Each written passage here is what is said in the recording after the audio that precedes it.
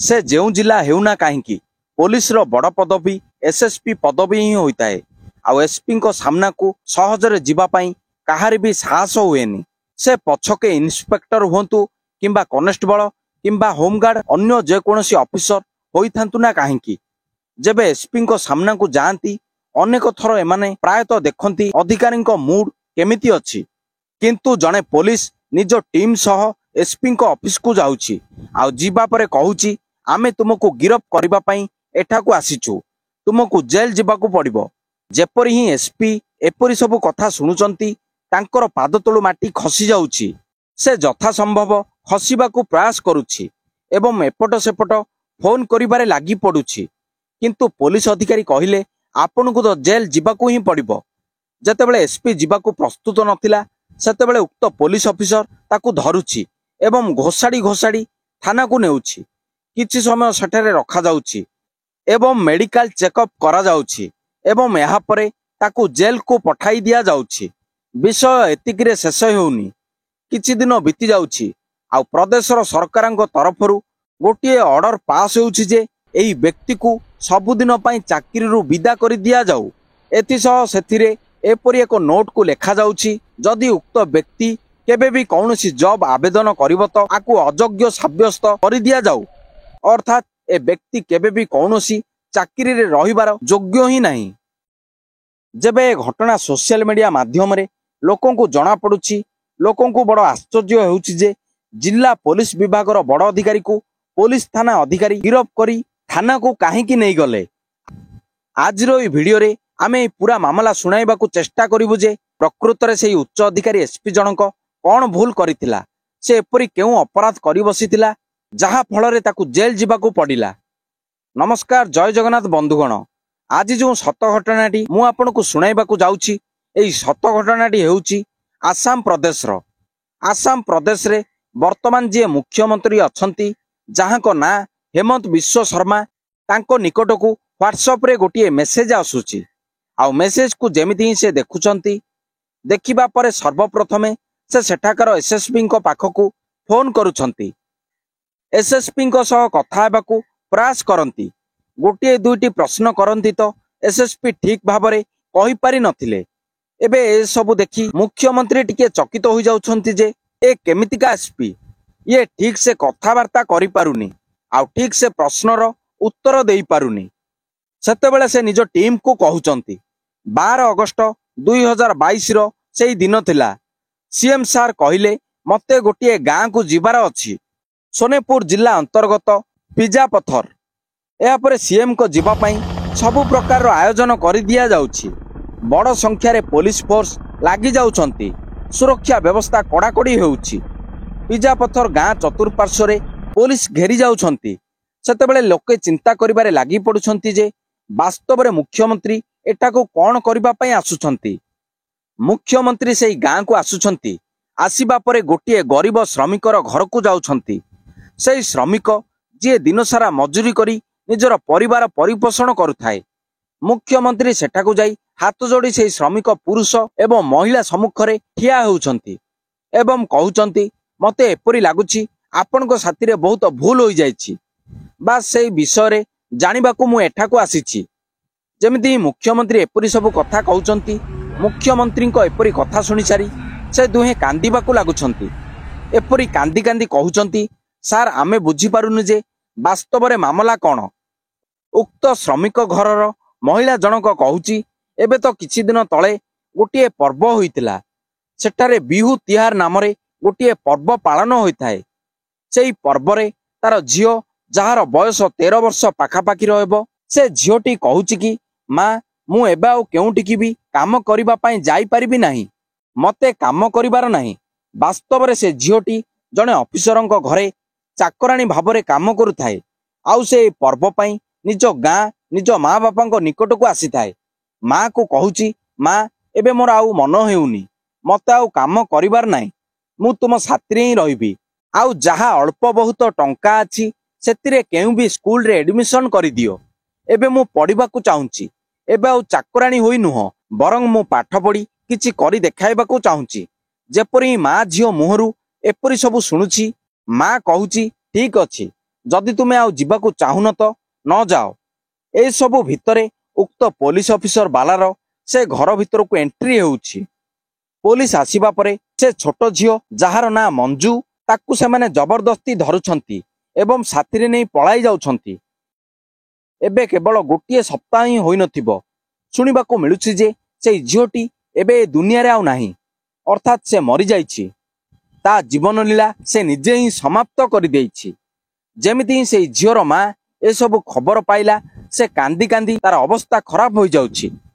मां निकटस्थ police station जाउछि एवं सेठारे पूरा घटना को बयान करी जणाउछि, किंतु सेई मार कथा सुनिबा पई सेठारे केही मध्य प्रस्तुति नथिले। एतिसह ता पति मध्य कांदी कांदी सेठाकू जाई कहूछि मो झियो जिबाकू चाहू नथिला, किंतु सेई ऑफिसर ताकू जबरदस्ती आ सह नै जाइथिला।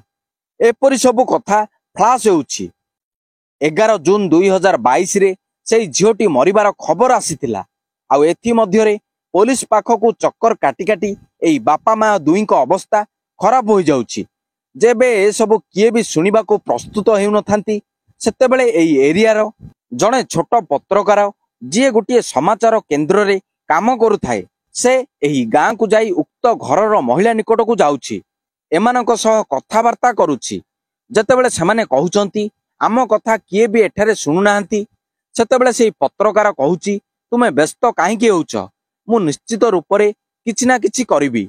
पत्रकार जनक एपरि ही सेई राज्यर मुख्यमंत्री पाखकू व्हाट्सएप रे गोटे मेसेज करुछि। आउ जेतेबेले मुख्यमंत्री उक्त मेसेज देखुचंती से सेठाकर एसएसपी राजमोहन राय को फोन करुछंती एवं कथावार्ता करुछंती। मुख्यमंत्री पचारुछंती गोटे मामला को नहीं मो पाखकू मेसेज आसीछि, टिके कहबो कि ए मामला कौन। जेमिति ही एसपी एई सब कथा सुनुछि से कॉल को काटी देउछि। या परे तुरंत से एसएसपी को गिरफ करबा पई ऑर्डर करा जाउछि। एपरि भाबरे उपरु ऑर्डर आसीबा परे सेई एसएसपी को गिरफ करी जेल को पठाई दिया जाउछि। मुख्यमंत्री सह कथावार्ता भितरे एसएसपी कहूछि सार आपण चिंता करंतु नाही, मु तुरंत ए मामलार तदंत करिबी। सेतेबेले मुख्यमंत्री कहउचंती ताहाले तुमे ए पर्यंत कोन करुथिलो। एपरि कथा सुनिबा परे मुख्यमंत्री को बहुत राग आसुछि एवं तांको किछि गड़बड़ मध्य लागुछि। एपरि से उक्त परिवार पाखकू जाउछंती। परिवार लोकंको घर को जाई सेमानकू क्षमा मागी कहउचंती तुमरो झियो सह तो किछि ना किछि अन्याय होइछि, एई मामलार तो तदंत हेबा दरकार, किंतु मु आपनकू किछि देबा पई चाहूछि। से प्रधानमंत्री आवास योजना रे सेई परिवार को गोटे घर देउछंती। एथिसह मुख्यमंत्री सेमानकू आर्थिक भावरे किछि साहाय्य मध्य करूछंती। एबे मुख्यमंत्री जेमिति ही फेरुछंती से हेलिकॉप्टर रो ओल्हाई भी नथांती। एथि मध्यरे सेठाकर एसएसपी राजमोहन राय, एएसपी रूपम फुकन एवं थाना प्रभारी उत्पल बोरा एमानकू सस्पेंड कर दिया जाउछि। या परे एसआईटी टीम गठन करा जाउछि जे एमाने प्रकृत रे कोन अपराध करिसंती तार तदंत करा जाउ। पूरा घटना रे कोन सब घटिछि तार विस्तृत भावरे तदंत करी मामला सामना को आना जाउ। एपरि एसआईटी गठन हेउछि। एथिसह सीआईडी को ए मामलार तदंत पई निर्देश दिया जाउछि। जेमिति ही सीआईडी ए मामलार तदंत रे लागि पडुछि सेतेबेले जणा पडुछि जे एई झियोटी गोटे रस्सी रे लटकी रहितिला। या परे उक्त झियोर पोस्टमार्टम करि दिया गला। जणे मजिस्ट्रेट एवं 3 जण डाक्तरंकर पैनल एई झियोर पोस्टमार्टम करिसंती। या परे उक्त झियोर पोस्टमार्टम रिपोर्ट को देखा गला। सेतेबेले जणे मजिस्ट्रेट एवं 3 जण डाक्तरंक पैनल एई झियोर पोस्टमार्टम करिथिले। पोस्टमार्टम रु यह प्रमाणित हुए जे एई झियोटी पंखारे झुली निज जीवन को हारी देइथिला, किंतु परिवार लोकन को लागु नथिला जे तांकर झियो एपरि किछि करिथिबो। ए मामला भितरे तो किछि ना किछि गड़बड़ रहिछि। कारण एक पर्वाणी बिहु तिहार सेई दिन झियो आसीथिला। झियो सेठारु जिबा पई जमा भी चाहू नथिला। झियो सह निश्चित किछि तो खराब होइछि। गोटे पार्श्व रे सीआईडी जांच करुछि, अन्य पटरे एसआईटी जांच करुछि। जेतेबेले एसआईटी एवं सीआईडी निज निज रिपोर्ट प्रकाश करंती सेतिरु जणा पड़े जे झियोटी सह वास्तव रे बहुत भयानक घटना घटिछि। सेई झियोटीर शव को पोता जाइथिला। सेई लास्ट को जेबे बाहर करा जाई पोस्टमार्टम करा जाए सेतिरु जणा पड़े जे तो झियोटी सह तो बारंबार बलात्कार करा जाउथिला एवं जेतेबेले झियोटी ए सबुर विरोध करिवार प्रयास करुथिला तो ताकू बहुत माड़ मारी धमक दिया जाउथिला। शेषरे जेबे झियोटी कहिथिला ମୁଁ ଏସବୁ ମୋ ବାପା ମାଙ୍କୁ ଜଣାଇଦେବି। ସେତେବେଳେ ସେଇ ପୋଲିସ ଅଫିସର ଜଣକ ରାଗି ଯାଉଛି ଏବଂ ୟା ପରେ ତା ଗଳାକୁ ଦବାଇ ଦେଉଛି ଏବଂ ଏପରି ଝିଅଟିର ହତ୍ୟା କରିଦେଉଛି। ଏବେ ଯେପରି ହିଁ ଏହି ମାମଲା କାହାରିକୁ ଜଣା ନ ପଡୁ ସେଇ ପୋଲିସ ଉକ୍ତ କିଛି ଅଧିକାରୀଙ୍କୁ କିଛି ଆର୍ଥିକ ଲାଞ୍ଚ ଦେଉଛି ଏବଂ ଏହି ମାମଲାର ମୋଡ଼କୁ ବଦଳାଇ ଦେଉଛି। ଏପରି ଯେବେ ଝିଅଟିର ବଳାତ୍କାର ଏବଂ ହତ୍ୟା କରାଯାଇଥିଲା, ଏ ମାମଲାଟି ଜଣେ ପତ୍ରକାର ମାଧ୍ୟମରେ ସିଏମ୍ ପାଖକୁ ପହଞ୍ଚି ଯାଉଛି। ଏହାପରେ ସିଆଇଡି ଯାଞ୍ଚ କରିବା ପରେ ଏମାନଙ୍କୁ ପ୍ରଥମରୁ ନିଲମ୍ବିତ କରିଦିଆଯାଇଥିଲା। କିନ୍ତୁ ନିଲମ୍ବିତ ପରେ ପରେ ପ୍ରଥମେ ଯେବେ ସିଆଇଡି ରିପୋର୍ଟ ଆସୁଛି, ଏହାପରେ ଉକ୍ତ 3 ଜଣଙ୍କୁ ଗିରଫ କରି ଦିଆଯାଉଛି। ଏଥିସହ ଡାକ୍ତର ଏବଂ ମାଜିଷ୍ଟ୍ରେଟ ଯେଉଁମାନେ କେସ୍ଟିକୁ ଭୁଲ ରିପୋର୍ଟ ଦେଇଥିଲେ ସେମାନଙ୍କୁ ମଧ୍ୟ ଗିରଫ କରାଯାଉଛି। ଏପରି ସେହି ସମସ୍ତ ଦୋଷୀଙ୍କୁ ଜେଲକୁ ପଠାଇ ଦିଆଯାଉଛି। ଏମାନେ ଜେଲ ଯିବା ପରେ ବି ଏହି ମେଟର ଥମୁନି। ଏପ୍ରିଲ 2024ରେ ଆସାମ ସରକାର ଉକ୍ତ ଏସ୍ପିଟିକୁ ନା ତ କେବଳ ନିଲମ୍ବିତ କରୁଛନ୍ତି, ବରଂ ଯେପରି ସେ କେବେ ବି କୌଣସି ଚାକିରି ପାଇଁ ଯୋଗ୍ୟ ନ ରହୁ ନୋଟିସ ଦେଉଛନ୍ତି। ଏପରି 6 ଏପ୍ରିଲ 2024ରେ ସେଠାକାର ଡିଜିପି ସୋସିଆଲ ମିଡିଆରେ ଏହା ଘୋଷିତ କରିଦେଉଛନ୍ତି ଉକ୍ତ ବ୍ୟକ୍ତିଟି ଆଗକୁ ଆଉ କେବେ ବି କୌଣସି ପଦବୀରେ ଚାକିରି ପାଇବା ପାଇଁ ଯୋଗ୍ୟ ରହିବ ନାହିଁ ଏବଂ ଆବେଦନ କରିବା ପାଇଁ ମଧ୍ୟ ଇଏ ଯୋଗ୍ୟ ନୁହଁ, କାରଣ ସେ ଏପରି କିଛି କାଣ୍ଡ କରି ବସିଥିଲା। ଯେଉଁମାନେ ଶପଥ ନିଅନ୍ତି କି କୌଣସି ଅସହାୟ ଗରିବଙ୍କ ସାହାଯ୍ୟ କରିବୁ, ସେମାନେ ଆଜି ଶୋଷଣ କରୁଛନ୍ତି। ଏପରି ସୋସିଆଲ ମିଡିଆ ନ୍ୟୁଜରେ ଏ ଖବର ପ୍ରସାରିତ ହେଉଛି ଯେ ଆଇନ ଭାଙ୍ଗିବା ବ୍ୟକ୍ତିକୁ ଉଚିତ ଦଣ୍ଡ ମିଳେ, ହୁଏତ ସେ କେତେ ବଡ଼ ପଦପଦବୀରେ ବସିଥାନ୍ତୁ ନା କାହିଁକି। ଏହାପରେ ସମସ୍ତେ ମୁଖ୍ୟମନ୍ତ୍ରୀଙ୍କର ଜୟ ଜୟକାର କରିଥିଲେ, ଆଉ କରିବାର ମଧ୍ୟ ଦରକାର ଥିଲା, କାରଣ ସେଠାକାର ମୁଖ୍ୟମନ୍ତ୍ରୀଙ୍କ ପାଇଁ ହିଁ ସେଇ ଝିଅଟିକୁ ନ୍ୟାୟ ମିଳିଥିଲା। ଅନ୍ୟଥା ଆଜି ଏହି ଘଟଣାକ୍ରମର ରୂପ କିଛି ଅଲଗା ଦେଖିବାକୁ ମିଳିଥାନ୍ତା। ଦର୍ଶକ ବନ୍ଧୁ, ଏହି ପୁରା ଘଟଣାକୁ ଆପଣଙ୍କ ସାମ୍ନାକୁ ଆଣି ଶୁଣାଇବାର ଉଦ୍ଦେଶ୍ୟ କାହା ମନକୁ ଆଘାତ ଦେବା କିମ୍ବା କିଛି ଖରାପକୁ ପ୍ରଶୟ ଦେବା ପାଇଁ ନୁହଁ, ବରଂ ସମାଜରେ ଘଟୁଥିବା ଅନ୍ୟାୟ ଆପଣଙ୍କ ସାମ୍ନାକୁ ଆଣି ଆପଣଙ୍କୁ ସଚେତନା ଏବଂ ଜାଗୃତ କରିବା ଆମର ମୂଳ ଲକ୍ଷ୍ୟ ଅଟେ।